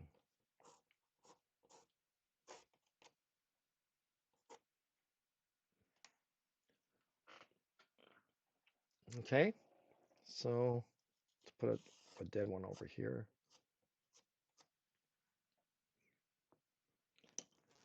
Okay, what are we missing here with forest trees are concerned? We've done bare trees, summer trees, autumn trees. We did another autumn tree. Ah, frosted trees. You know what those are, right? Now, of course, if we had, like, if I put a beach here and I put water reflections, all this would be into context. Right now, that's not into context, so it doesn't really look that, you know, painterly. Evergreen trees are your darkest landscape element of all of them. I'll also make sure that, see, if I put these evergreen trees together, I don't really have to worry about having two different sides. But if I have a standalone, yeah, I got that one for you. What do you do when you have an evergreen tree that's all by itself? That can become a problem, right? So you want to make sure that you have very much two different sides. So I'll just create one very quickly here, what I mean by that.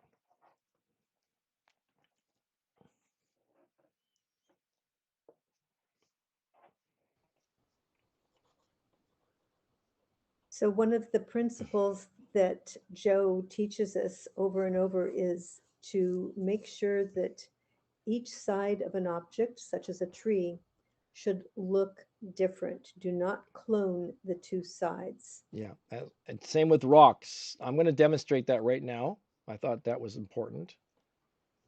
Even if it's I've right now been painting trees in context, but if it's a standalone, here I'll do that. I'll show you what I mean by that, and then after that we're done.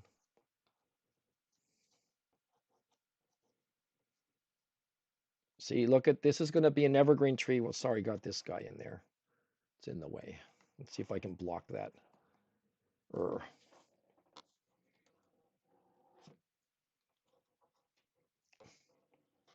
Evergreen tree.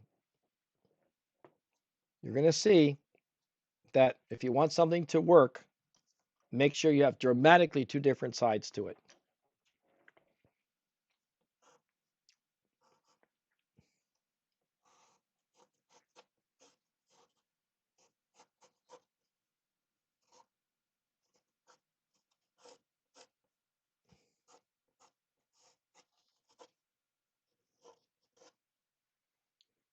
You see, that would be without putting in context. Because if you put in context, that's not a problem. You put it into a unit, and the only one that you have to be concerned about is the last one. But in this case, it's all by itself. So you have to make sure. See, it's very typical. An evergreen tree is going to look like a Christmas tree, and your painting's just going to look horrible if you do that. A little bit of a highlight on it. See, I can go on for hours. Joe, there's another question from Juanita. She said, is the color black ever used in a landscape, or should all darks be made using other colors? I use lamp black a lot to gray down my colors, but that's not really it. I don't like the name. The name is not correct. It's not really a lamp black. It's not black. It's like a Payne's gray. It's like a dark, very dark gray blue, but it still has a bluish cast to it. And I love to use that for mixing in. It won't get muddy. So yeah, lamp black is really a very valuable color on my palette. There you see. Okay, and we have at least one student that thought that the sky holes through the trees, the sky gaps were supposed to be lighter than the sky. She's now really confused. Can you just explain the principle one more time? Because the sky holes, okay, the principle really is the smaller the sky hole is, the darker it gets, the darker you should make it be within the context of foliage. The larger the gap, you can get closer and closer to the sky value. In other words, a large gap would be the same value as the sky. But if it's a small one, like let's say these little teeny weeny ones, they have to be darkened on purpose. Otherwise, they stand out like a sore throat. Not sore thumb, sorry. You can already see that that little touch there almost looks white compared to this. I don't like to put a lot of holes. I prefer to put larger gaps and put branches through it. That also applies, now that we're at it, that also applies to shadows. A cast shadow, that if you have a little hole, like a little gap in the shadow, and you can see this with the naked eye, the smaller the hole is in the shadow, the darker it gets. And you see that. That's not a painting principle per se. That's actually a real life scenario. And as this, if the gap of light is bigger in the shadow, it gets lighter. But the small ones actually look dark. You can see and say, wow, I'm looking into that cast shadow from that tree. And he's right. Those smaller gaps look darker to me. So the principle is that your sky gap should always look like the same value of your sky.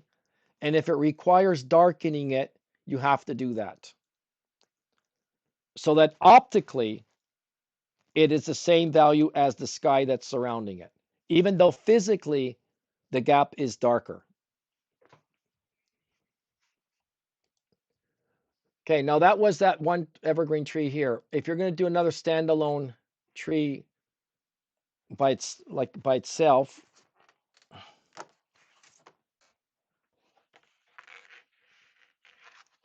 see if I can slip this in here. Also, you have to, okay, so we're going to draw an imaginary line down the middle, side A and side B.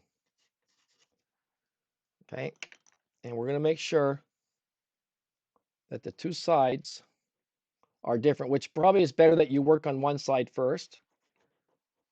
Now I have a reference photo here that I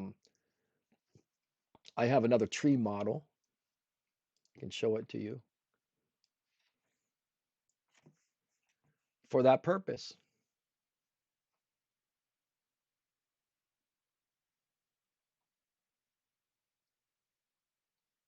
Got to just find a way to bring this up for you.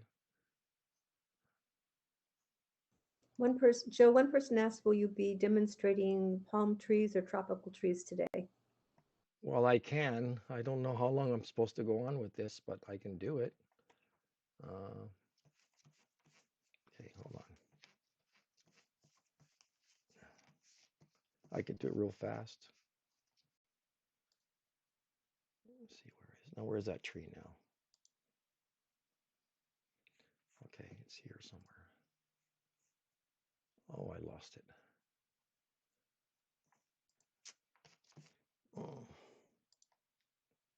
Okay, I'll just do it out of my head.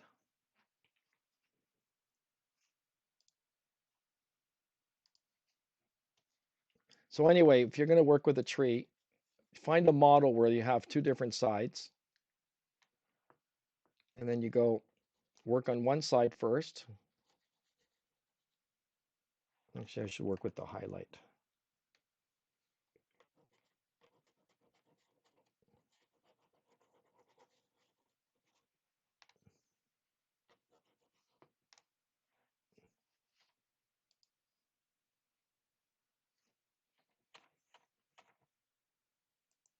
There it is. It's this one.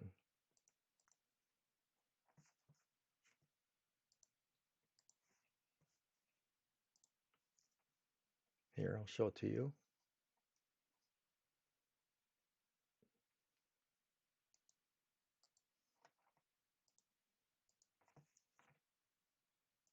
There, see, I have a model tree there.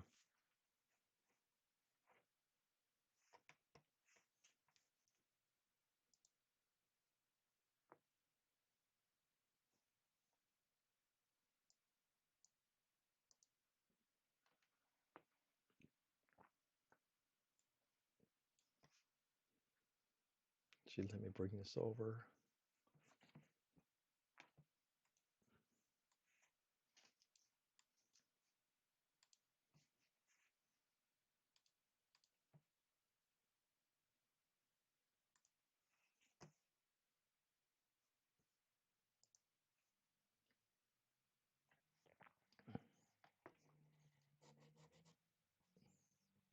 And Mary said that if you happen to have time, she would love to see some palm tree demonstrations. I can show you a quick stroke for that. If it's pastels, right? With oils, you splay your bristles, and you can use a fan brush for that.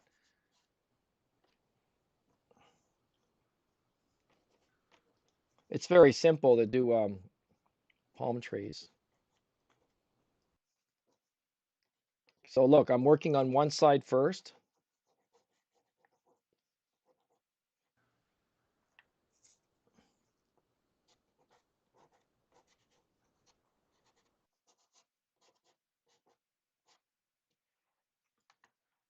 So the fact that I have okay, again, we're back to the graceful line. Follow this contour here,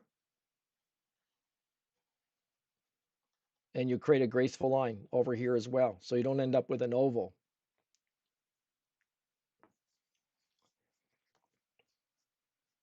And both sides of that tree are absolutely different.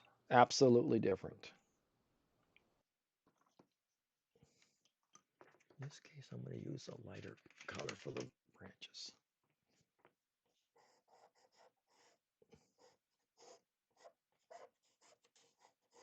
So it's always better to work on one side first, get that, and then as you're working on the other side, you do the comparisons. Have you noticed that all my trees are oval too? That they never end up in a circle? The oval can be stretched out horizontally or vertically, but never. If you can draw almost a perfect circle in the tree foliage, that means you have a poor design. Okay, palm trees, they're quite simple. You just first I can do like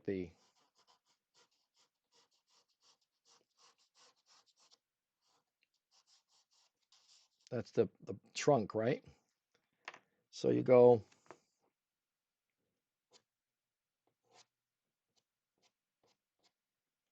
You don't worry about all the little separated little leaves and stuff. Let me go darker than that. Hold on. It's not really. Okay, we'll do this. So I use the edge of my pastel.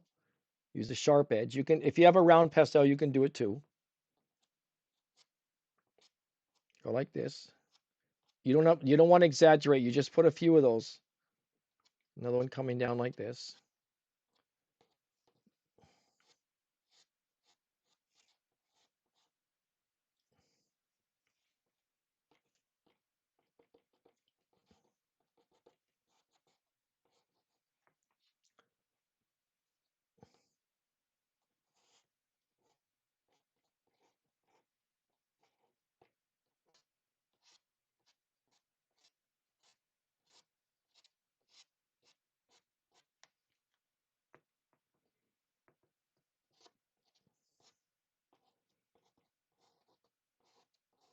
And again, I would put them together so you don't end up cloning them.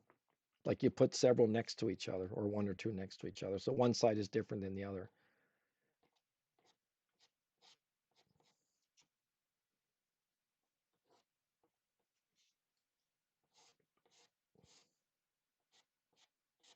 Make sure you don't end up with two equal sides as well. Try to change that as much as possible.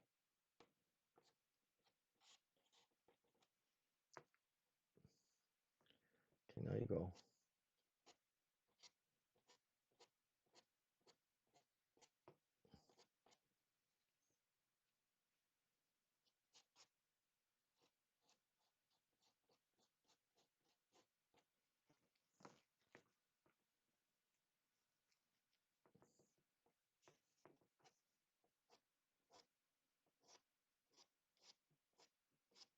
There I am using the very corner of my brush, I mean my pastel stick.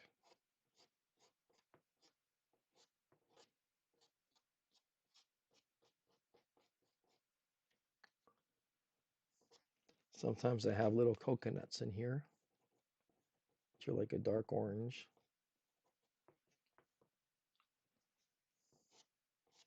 Remember, you're just creating symbols.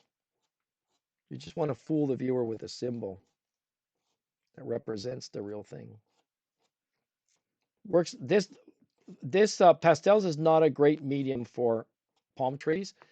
Watercolor works the best because then you splay your brush and then you go. Actually, I think I have one here. Yeah, see if I can just very quickly show you how you can do this. You can remember with pastels, you can do a wash first with watercolor and then work on top of that. See, I have a brush here. So what you can do is splay the bristles like that. Fan brush works the best. And you just go.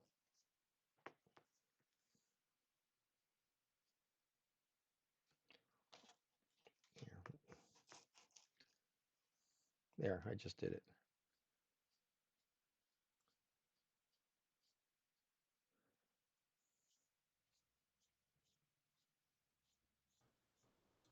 So this is using watercolor or?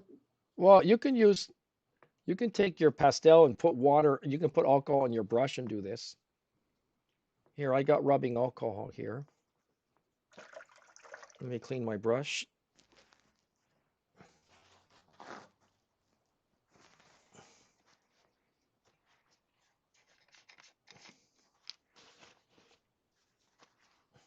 You can see I'm very thorough, right, when people ask questions?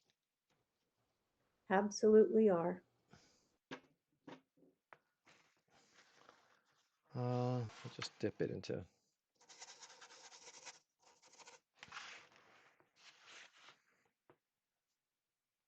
See, that's pastel. That's not watercolor.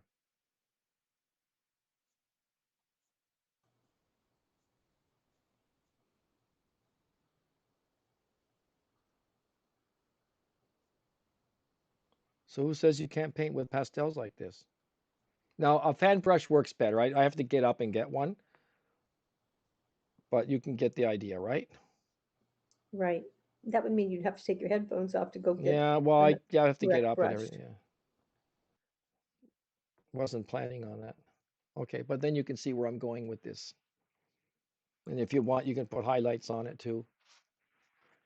There you go. That answers your question. You probably struggled doing palm trees before in pastels. That's why you're asking the question, right? Question answered.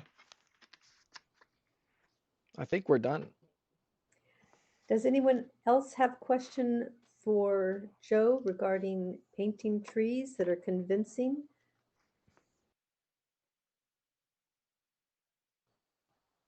And thank you for those folks that have already signed up for the class on Saturday. We're very much looking forward to seeing you. Ooh, Dana would like to know if you have a chance to demonstrate frosted trees. Okay, I'll do that. I think we advertised it like that, right? So let's do it. I'm just going to grab this piece of paper here. Actually, there's a couple of people that said they would love to see frosted trees, so that's fabulous that you're going to demonstrate them. Well, I'll just do like a couple together. Again, if you go to my website, improvemypaintings.com, click on works, you're going to see frosted trees there. I love that subject, to be honest. It's beautiful. Okay, so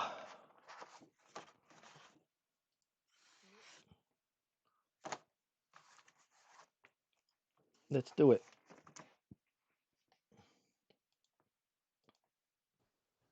You haven't even done the demo. You haven't even done the demo yet, and people are already saying, thank you, thank you. Sometimes I go past the class. I know that, the class normally ends at 6 o'clock at Eastern time, but when people ask for demos and stuff, I just keep going.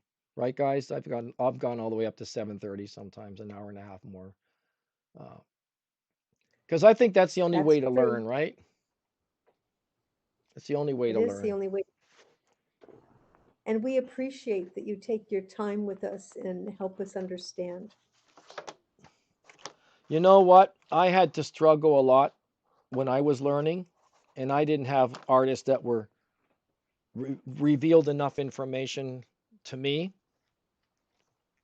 So I gave up taking workshops and stuff and just went on my own.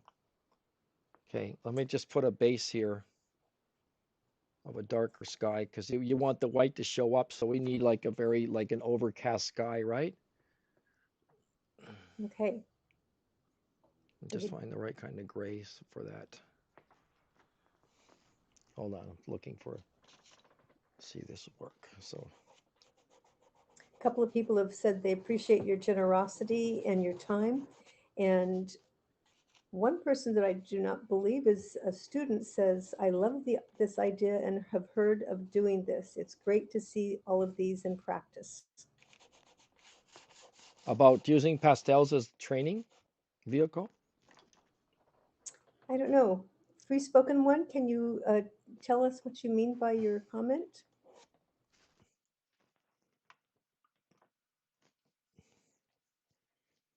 Okay, we do use a little bit of a yellow, blue and yellow under base for that.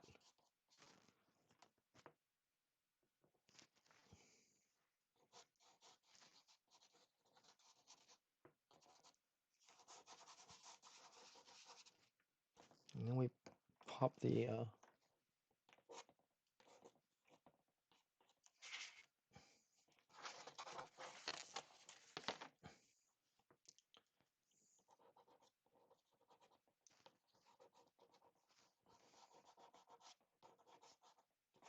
we put a couple of them together.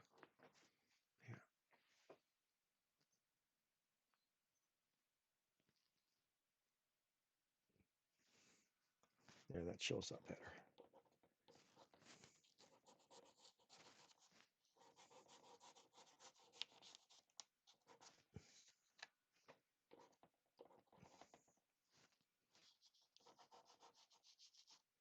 Again, see my clock technique? This is going to 9 o'clock now. You can clearly see my strokes going in according to the clock, right?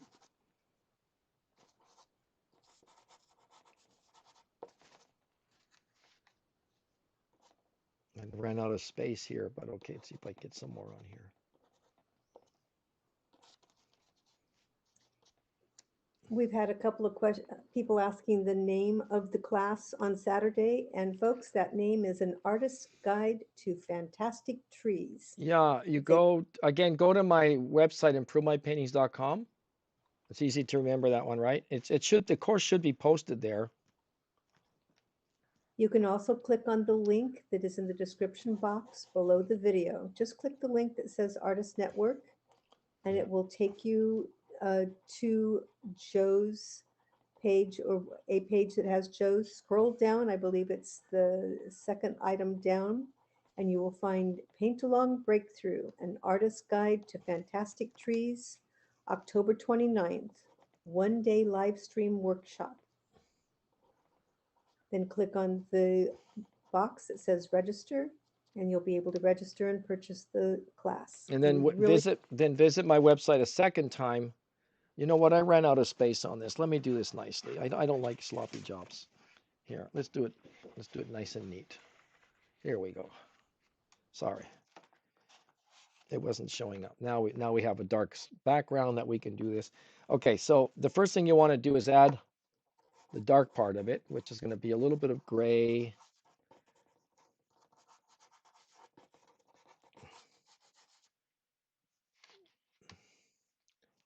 Okay, a little one over here. Then we put a little bit of yellow in it.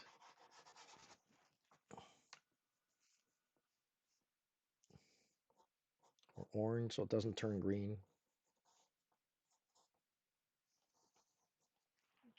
Darker over here. Joe, I'm going to tell the people that are asking question about Saturday's class.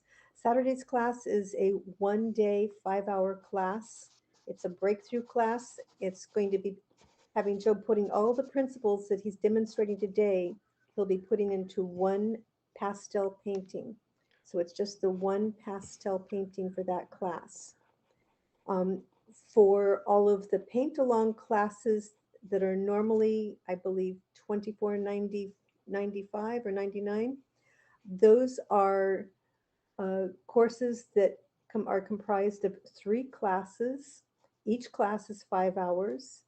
One class will be in oil, one class will be in watercolor, and one class will be in pastel. And all of the principles that Joe teaches are applicable to every single medium. And he's often telling us, just because you're just a watercolorist, don't skip out on the other 2 classes because you will learn so much. And I have to tell you, that has definitely been my experience. So did that answer all the questions about Saturday's class, which is a breakthrough class compared to the paint along classes, which are a course of 3 classes? Let me know in the chat box if you have any other questions.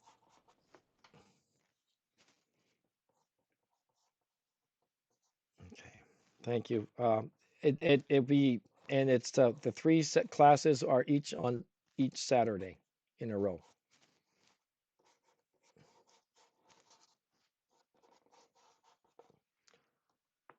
Okay, so this medium pastels is excellent for frosted trees.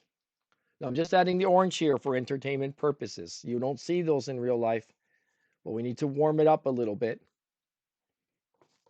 See, there's a principle of rules, if you want to call it that are applicable to paintings, and the real world is a separate animal altogether. You don't, whatever applies to real world does not necessarily, and many times does not apply to the world of paint. 2 different worlds. And the sooner you realize that, the better your paintings will be. The moment you try to make comparisons to the real world, that's when you're going to end up in trouble.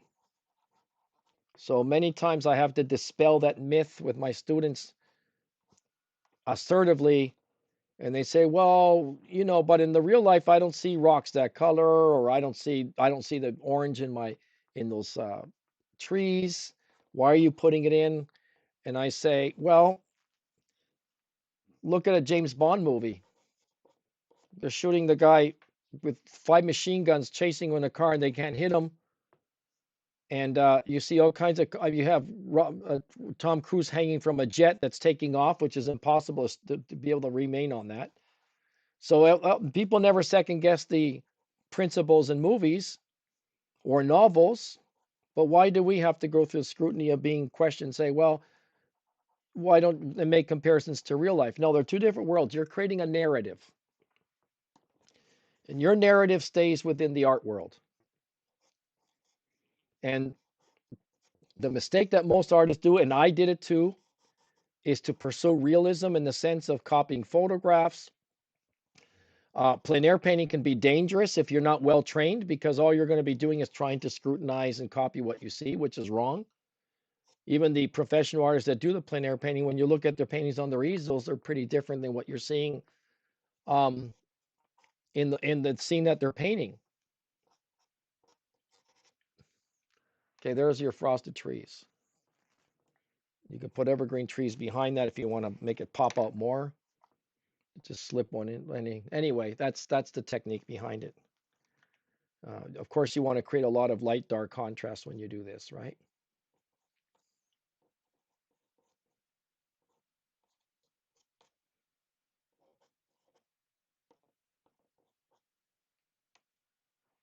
Okay, does that give you an idea how to work this? And then, of course, you put the snow over here. I'll just put a little bit in there for context.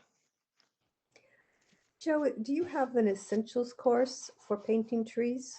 Yeah, Essentials of Painting Trees is a course on, again, you go to my website, improvemypaintings.com, and look where it says recorded workshops, and you'll see different courses there. But we would really like you to take the live classes, though. Does that course have a number attached to it? What do you mean by number? Like for Paint Along 92? No, they're not called paint-alongs. They have a separate name to them. Right, Yeah. they're just called essential courses. So Yeah. Twizzle, The answer to your question is that painting foliage series is called The Essentials of Painting Trees. Trees. Yeah.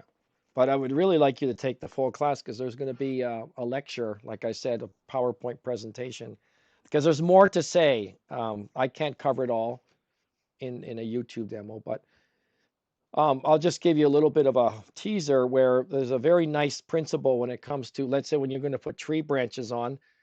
I take a tree and I divide it into 3 parts. You can get very busy at the bottom. You can put a lot of a lot of leaves, a lot of branches, a lot of negative painting. The second third, you start to taper off. And at the top third, you don't put anything in there. You don't put tree trunks or very little. So there's a principle of contrast that's very interesting there. All those things that, believe me, if you take that the course, there will be no doubt anymore on how to do trees. I can tell you that much. Okay, there it is, guys. I think that shows up better as frosted trees, right? And with Definitely that, looks like yeah, frosted trees. yeah. And with that, we're done. Unfortunately, I have to finish the class. I would like to go on and on because I'm a workhorse, but that's the way it is. We appreciate it. Yeah, I Thank gotta you keep so on much, going. everyone, for coming today and joining us. We really appreciate you. We hope that you're interested and would like to take the class. If you would like, just click on the links that in the description box below the video. The link that says Artist Network is the one you will click on. It'll take you right to the Artist Network page where you can scroll down to below the information that talks about today's course. And the next item down will be the Paint Along Breakthrough of an Artist's Guide to Fantastic Trees. That's this October 29th, this Saturday. It's a one-day live stream. You can ask Joe all your questions and he will demonstrate as much as you would like. We'd really like to see you there.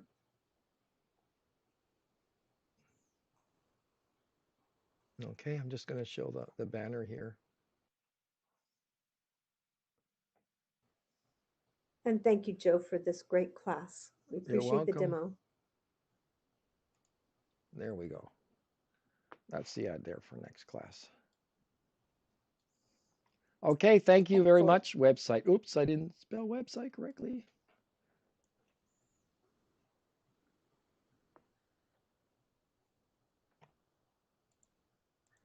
I can't leave like that to correct it. And you're getting lots of thanks and appreciation for this class today in demo. Thanks, Joe. Thank you, students. We hope to see you next Saturday.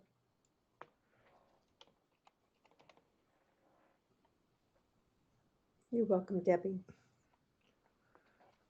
Okay, take care. Thank you. That was Have a great fun.